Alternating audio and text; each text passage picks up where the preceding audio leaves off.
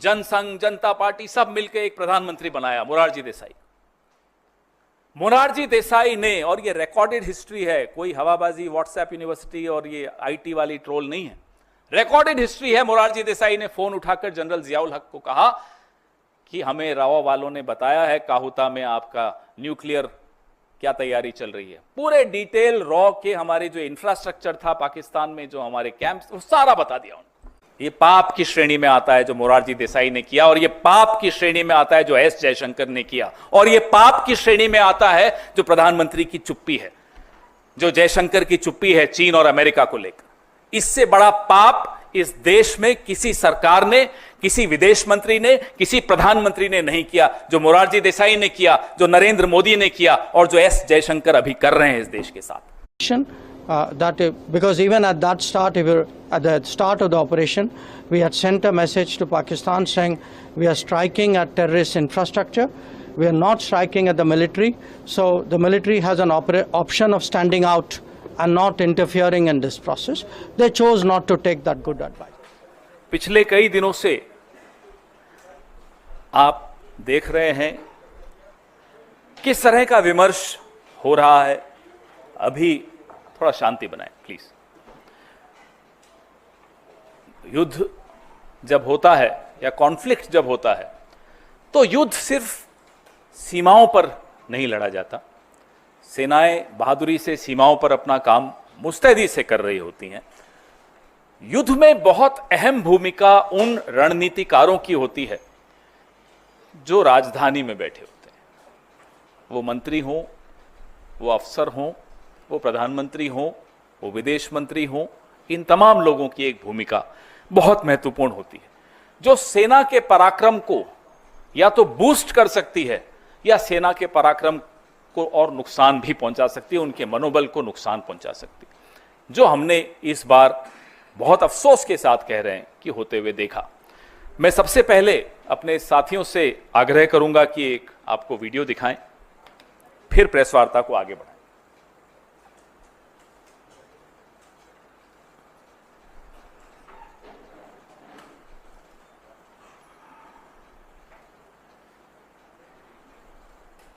At the start of the operation, we had sent a message to Pakistan saying we are striking at terrorist infrastructure, we are not striking at the military, so the military has an option of standing out and not interfering in this process. They chose not to take that good advice. ये आपने देखा, हमारे नेता राहुल जी ने इस पे कुछ सवाल भी पूछे हैं, परसों पूछे, आज फिर कुछ सवाल पूछे। ये बहुत महत्वपूर्ण इसलिए हो जाता है कि पिछले पूरे एक हफ्ते में अमेरिकी राष्ट्रपति डोनाल्ड ट्रंप अलग अलग देशों में, जमीन पर, हवा में, हवाई जहाज में एक बात दोहराते रहे कि उन्होंने युद्ध रुकवाने में मध्यस्थता की। उन्होंने एक बहुत खौफनाक बात भी बोली कि उन्होंने भारत को व्यापार रोकने की धमकी देकर युद्ध रुकवाया। This is a very dangerous comment coming from the American President Donald Trump, that he threatened India, that he'll stop trade with India if the war doesn't stop. तो सिंदूर का सौदा होता रहा, प्रधानमंत्री चुप रहे। विदेश मंत्री के मुंह से एक शब्द नहीं निकल रहा, एक शब्द नहीं निकल रहा, दोनों के मुंह से नहीं निकल रहा। हमें नहीं मालूम कि ऐसी कौन सी सीक्रेट्स हैं, ऐसे कौन से रहस्य हैं मोदी जी के, जयशंकर जी के या भाजपा के और नेताओं के अमेरिका के पास, और मैं तो कहूंगा चीन के पास। न अमेरिका पे मुंह खुलता है, और चीन पर जब मुंह खुलता है तो सीधा क्लीन चिट देने के लिए खुलता है, और मुंह ही नहीं खुलता। कारण क्या है? आपके जो रहस्य उनके पास होंगे, हमें कोई मतलब नहीं उससे, लेकिन देश को नुकसान क्यों पहुंच रहा है? पहलगाम का न्याय क्यों नहीं मिल पाएगा? इसलिए क्योंकि आप डरते हैं अमेरिका से, आप डरते हैं चीन से, आपका मुंह नहीं खुलता चीन के आगे। सबको मालूम है, पूरे देश को मालूम है, पूरे विश्व को मालूम है चीन की भूमिका क्या रही इस युद्ध में, और अमेरिका अपनी भूमिका खुद आगे बढ़ चढ़कर बता रहा है इस युद्ध को रोकने में। और जयशंकर जी का मुंह नहीं खुलता कि कैसे जयशंकर जी खुद प्रेस एजेंसीज को सामने बैठाकर और खुद बता रहे हैं कि हमने पाकिस्तान के आतंकी ठिकानों पर हमला करने से पहले पाकिस्तान को सूचित कर दिया था। अब यह सूचित करने का क्या मतलब होता है? इतना भरोसा है आपको आतंकियों पर कि आप सूचित कर देंगे और वो वहीं रहेंगे या वो चुपचाप बैठेंगे? यह भरोसा है आपको उन आतंकियों पे? रिश्ता क्या है आपका? कैसे आप बोल रहे हो उनको? क्यों बताया आपने उनको? और इसको आप क्या कूटनीति कहेंगे? ये डिप्लोमेट रहे हुए हैं। आज जो देश के विदेश मंत्री हैं ये एक राजदूत रहे हुए हैं, आईएफएस ऑफिसर रहे हुए हैं। क्या इसको कूटनीति कहते हैं? माफ कीजिएगा, हमारी देहाती भाषा में इसको मुखबिरी कहते हैं, इसको कूटनीति नहीं कहते। ये मुखबिरी है, ये अपराध है, ये गद्दारी है। और उसके बाद लीपापोती पूरी कि मैंने ऐसा नहीं। अरे आपने तो खैर लीपापोती भी नहीं कि आपके विभाग से एक चिट्ठी आ गई कि ये ऐसा नहीं कहा। आपके मुंह से ये शब्द एक एक यहां मीडिया कर्मी बैठा है, देश के हर नागरिक ने, विश्व के हर नागरिक ने देखा आपने क्या बोला कि हमने पाकिस्तान को बता दिया था कि हम सिर्फ आतंकी ठिकानों पर हमला करने जा रहे हैं। अब बताइए, मुखबिरी नहीं है तो क्या है? और मुखबिरी का इतिहास लंबा है, अभी उस पर भी आऊंगा मैं। अब हम यह जानना चाहते हैं, क्या इसी मुखबिरी की वजह से अजहर मसूद जिंदा भाग गया? क्या इसी मुखबिरी की वजह से हाफिज सईद भाग गया? यह हुआ क्या? क्या देश को यह जानने का हक नहीं है कि आपने पहले ही सूचित करके अजहर मसूद को बचाया? यह वही अजहर मसूद है जिसको पहले भी बचाया गया था। कंधार में जब IC 814 को हम छुड़वाने गए थे, तब इसी अजहर मसूद को हम जाकर उनको सुपुर्द करके आए थे। ये दूसरी बार बचाने की साजिश क्यों हो रही? क्यों बचाया गया अजहर मसूद को? कारण बताइए। ये जो बयान है विदेश मंत्री का बहुत संवेदनशील है। आतंकी ठिकाने, इस बयान के बाद पाकिस्तान ने उन ठिकानों का क्या किया होगा, खाली किए होंगे, नहीं किए होंगे, ये तो अजहर मसूद जिंदा है उसी से मालूम पड़ जाता है। और कितने आतंकी जिंदा बच के भाग गए होंगे, ये चिंता और ये सवाल हम सबके मन में है। We are right in being concerned and being worried about the future, the safety of our country. If we have forewarned Pakistan, then obviously most of the terrorists like Azhar Masood, like Hafiz Saeed would have escaped. Why did we allow that? That's a question, that's a concern which every single Indian faces today. And the minister and the prime minister must open their mouth and come out clean. अब कल खबर आई कि ISI के लिए काम करने वाले कुछ लोग, कुछ जासूस पकड़े गए। पहले भी खबर आई थी, DRDO का एक प्रदीप कुरुलकर संघ से बड़ा जुड़ा हुआ था, राष्ट्रीय स्वयंसेवक संघ से, पाकिस्तान को कुछ सूचनाएं गोपनीय देता था। क्या हुआ उसका? आपने उसके बाद सुना, हमने प्रेस वार्ताएं की, बार बार उस मुद्दे को उठाया। क्या हुई? लिपापोती हुई? हो क्या रहा है प्रदीप कुरुलकर का? तो आप बीच में कोई खबर आती है कि भाई ISI के लिए कोई ध्रुव सक्सेना काम करते हुए पकड़ा गया भारतीय जनता पार्टी का। फिर आता है प्रदीप कुरुलकर, DRDO के साइंटिस्ट हैं, संघ से बड़े जुड़े हुए हैं, पूरा दूसरी तीसरी पीढ़ी संघ के साथ जुड़ी हुई है।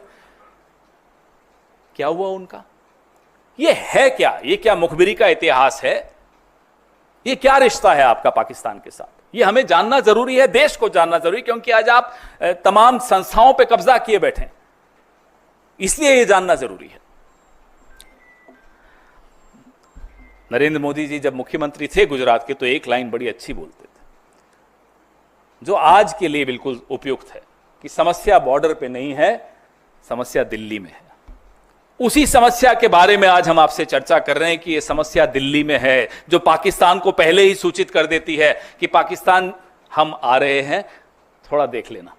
दूसरा वीडियो चलाइए। हम पर बड़ा बोला जाता है कि अरे राहुल जी का बयान पाकिस्तान के टीवी पे चल रहा है, हमारी सहयोगी सुप्रिया जी के लिए आया पाकिस्तान चला रहा है, मेरे लिए आया पाकिस्तान के टीवी पे चल रहा है। अब मैं बताता हूं पाकिस्तान के टीवी पे क्या दिया कि हम मजबूर हैं, हमने ये करना है, मगर फिक्र की कोई बात नहीं है। हमारे इरादे को जंग के नहीं है। हाँ, मिलिट्री के आपके निशाना नहीं बनाएंगे। हम टेररिस्ट के 4-5 ठिकाने हैं, वहां एक एक ठा कर देंगे। हाँ। और आंख मारी के निकाल लो लोगों को वहां से, जी बताने का तो यही वहां तो यही तनकीद की जा रही है कि आपने तो अलर्ट कर दिया भाई। तो जाहिर है फिर वहां से अगर कोई था वहां, हाँ। बच्चे थे तो उनको निकालिए, फिर भी कुछ रह गए, फिर भी मारे गए, सिविलियंस मारे गए। तो इनका ये कहना है कि हमने तो आपको बता दिया था कि हम आ रहे हैं और आप, तो यार अगर सजा देनी थी तो ये ऐसे करते हैं। तो इसका कि ये पहले दिन से ये फरेब थे, ये सब एक ड्रामा था। ये अवाम को गुमराह कर रहे थे, अपनी अवाम को, और हमारे साथ जंग नहीं करना चाहते थे। अच्छा। अवाम को कह रहे थे हम इंतकाम करेंगे, हम जंग करेंगे, उनको सबक सिखाएंगे। की सबक है? तुम पहले कहते हो ऐसे आ रहे हो तो हट जाओ, हाँ। एक ही गल हुई, यही किया ना जी। ये आप देख रहे हैं जयशंकर जी के चर्चे पाकिस्तान में टीवी पर चल रहे हैं और हंसी उड़ाई जा रही है हमारे मुल्क की। क्या बर्दाश्त करेंगे हम और आप? इस तरह से हमारे देश की 75 साल का एक बहुत, मैं कहूंगा, समृद्ध हमारी एक परंपराएं रही हैं, कन्वेंशंस रही हैं, एक रूल ऑफ लॉ है, डिप्लोमेसी है, सिद्धांतों पर हमारा देश चलता है। हम खुद कभी युद्ध नहीं करते, बिल्कुल सही बात है। हम सिर्फ रिटेलिएशन करते हैं, अपने इंटरेस्ट का प्रोटेक्शन करते हैं, हम अपने हितों की रक्षा करते हैं। और उसके बाद जयशंकर इस तरह का बयान दें जो पाकिस्तान में और पूरे देश में, पूरे विश्व में हमारी हंसी उड़ रही है। इसलिए राहुल गांधी बार बार कह रहे हैं कि आप जवाब दीजिए इस फोरवार्निंग से। ये जो आपने पहले ही पाकिस्तान को बता दिया, इससे देश को क्या नुकसान हुआ, यह हमारा लिए जानना बहुत जरूरी है। देश के कितने हवाई जहाज गिरे, देश को क्या नुकसान हुआ और कितने आतंकी बच के भाग गए, यह जानना हम सबके लिए बहुत जरूरी है। आप देश हित के मुद्दों पर ओछी राजनीति करते रहे जो पिछले 2-3 दिन से हो रही है, और आप सोचे कि विपक्ष चुप रहेगा।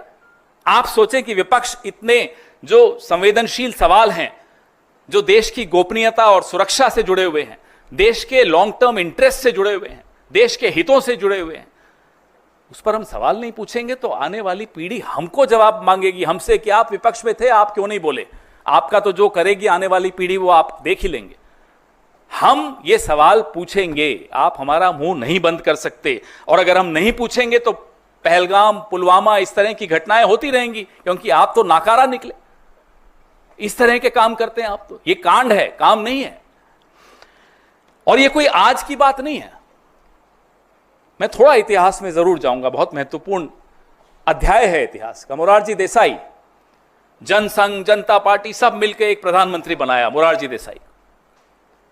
मोरारजी देसाई ने, और ये रिकॉर्डेड हिस्ट्री है, कोई हवाबाजी व्हाट्सएप यूनिवर्सिटी और ये आईटी वाली ट्रोल नहीं है, रिकॉर्डेड हिस्ट्री है। मोरारजी देसाई ने फोन उठाकर जनरल जियाउल हक को कहा कि हमें राव वालों ने बताया है काहुता में आपका न्यूक्लियर क्या तैयारी चल रही है। पूरे डिटेल रॉ के हमारे जो इंफ्रास्ट्रक्चर था पाकिस्तान में, जो हमारे कैंप्स, वो सारा बता दिया उनको।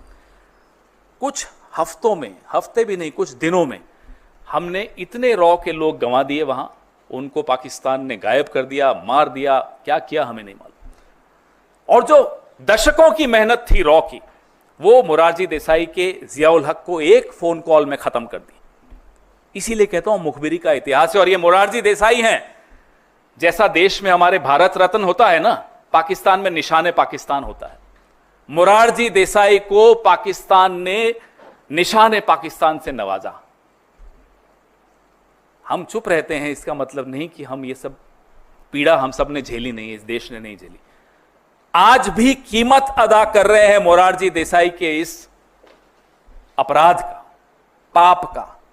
ये पाप की श्रेणी में आता है जो मोरारजी देसाई ने किया, और ये पाप की श्रेणी में आता है जो एस जयशंकर ने किया, और ये पाप की श्रेणी में आता है जो प्रधानमंत्री की चुप्पी है, जो जयशंकर की चुप्पी है चीन और अमेरिका को लेकर। इससे बड़ा पाप इस देश में किसी सरकार ने, किसी विदेश मंत्री ने, किसी प्रधानमंत्री ने नहीं किया, जो मोरारजी देसाई ने किया, जो नरेंद्र मोदी ने किया, और जो एस जयशंकर अभी कर रहे हैं इस देश के साथ।